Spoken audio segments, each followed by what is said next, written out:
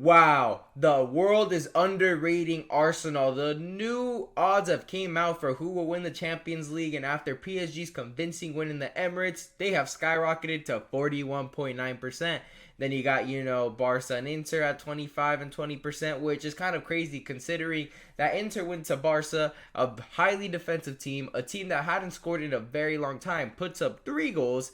And Barca obviously puts up 3 goals as well, but it's more likely for Barca to put up 3 goals than Inter, and Inter got it done. And somehow Barca is heading into the San Siro, and probability is higher than Inter's. I don't know; it's a bit of bias to me. And then Arsenal is there with 12%. Now I'm gonna let you know why. This Arsenal percentage is a bit lucrative and a bit crazy, but Ousmane Dembélé is looking injured. He was subbed off against Arsenal, and apparently he's ruled out for the Strasbourg game. Nobody cares, though, because they've won the league ages ago. But they're hopeful that he'll be fit against Arsenal. I'm not saying he won't play. To be honest, if the game was on a Tuesday, I would guarantee he wouldn't play, but it's on a Wednesday, so I think he has a solid chance. And I think there's a very strong chance, though, that he may not even be incorporated to the squad. But knowing this luck, this is mind games from Luis Enrique. Ousmane Dembélé will play, but even if he doesn't play, I feel like I understand he's been having a great season, but they don't necessarily need him because Barcola could come in.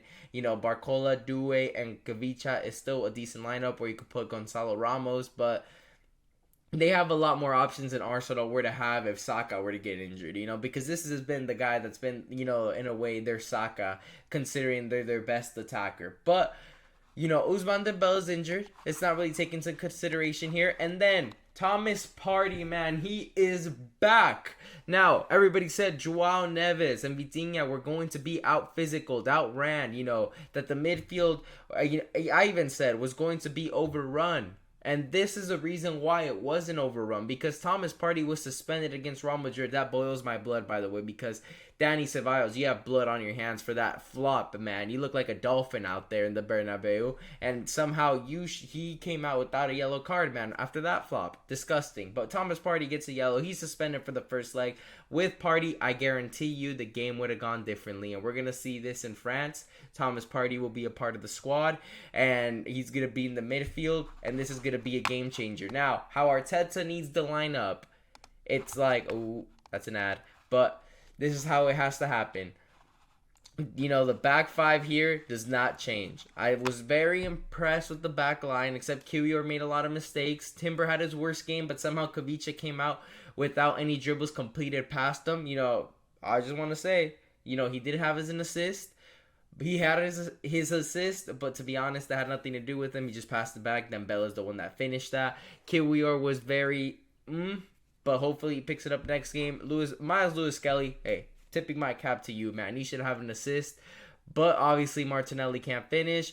Thomas Partey comes back into the six. Declan Rice is back into an attacking form. That's going to be great for Arsenal because we're not going to solely be, reliant in Odegaard being able to create. And there's 3 things certain in life: death, taxes, and Odegaard being timid and shying away from the ball. But I believe he is the captain of this club, and you cannot make this drastic decision prior to the biggest game of the year, which would be the second leg of the Champions League in Paris. So you start him and give him a half to turn it around. If Odegaard is playing the same way he played against Paris Saint-Germain, Arteta needs to be ruthless, man. Ruthless and bold, and that means subbing him off at halftime, man. If you're going to put in Ethan Nwaneri 5 minutes ago, and he creates more than Odegaard in 90 minutes, please consider him for that second half if Martin Odegaard is not doing well.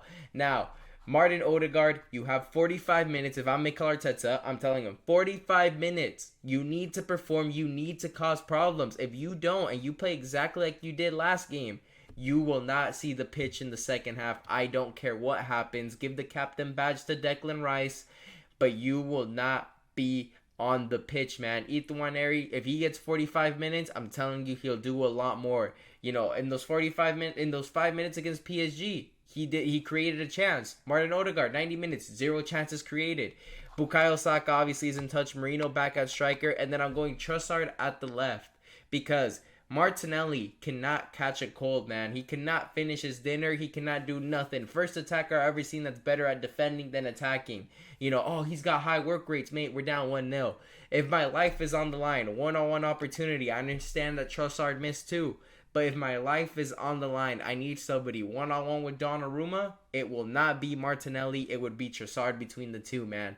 But, hopefully this gets the job done. Obviously, if Trossard isn't being involved, if Trossard is missing chances in the first half, like I said, be ruthless putting Martinelli, like Ethan Nwaneri, those substitutions. You got to have these two boys warmed up all first half. Keep them coming, because at second half, if these two guys haven't performed, you sub them out and you put in Ethan Nwaneri and you put in Martinelli. And even if you go Martinelli instead of Trossard, the same thing applies, man. If he's not finishing, sub him off. But when the season's on the line, do not be stubborn. Do not be putting in a left back when you're 0-0 and the 60th minute expecting something to happen. No, make an actual change, man. But anyways, make sure to leave a like and subscribe for more videos. Leave a comment down below. Who do you think will get through between PSG and Arsenal? Personally, I'm going to come out on a limb and say Arsenal will be in the Champions League final, and so will Barcelona. But anyways, thank you guys for watching.